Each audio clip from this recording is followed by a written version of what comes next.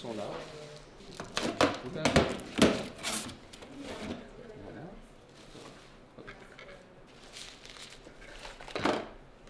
La pièce est fabriquée, ça va où? Il y a une petite map à mettre à l'étage.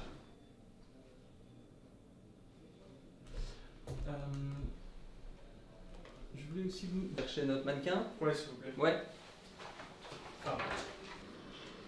Alors, on va mettre le masque à mademoiselle.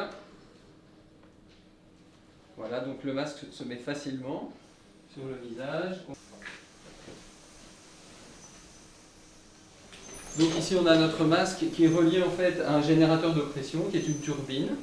Et on a au-dessus du masque donc la connexion de l'arrivée de la pression et de l'autre côté en fait la sortie des gaz qui vont être expirés vers la pièce. Alors on y a mis un filtre qui va filtrer les particules virales qui sont expirées par le patient.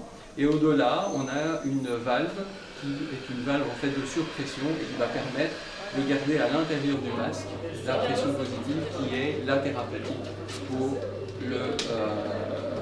l'insuffisance respiratoire. Donc cette idée, c'est pas nous qui l'avons eue au départ, ce sont des Italiens qui ont cherché des alternatives justement à la pénurie de masques qu'il y avait en Italie et qui ont développé une première connexion pour le masque Decathlon, qui est cette valve-ci qu'on appelle la valve Charlotte. Nous, elle nous a semblé assez compliquée à fabriquer, assez lourde, pas très commode, et donc on a eu l'idée de pousser un tout petit peu plus loin la réflexion et de développer nous-mêmes notre propre connexion. L'indication principale, ce sont des patients qui ont une atteinte respiratoire sévère.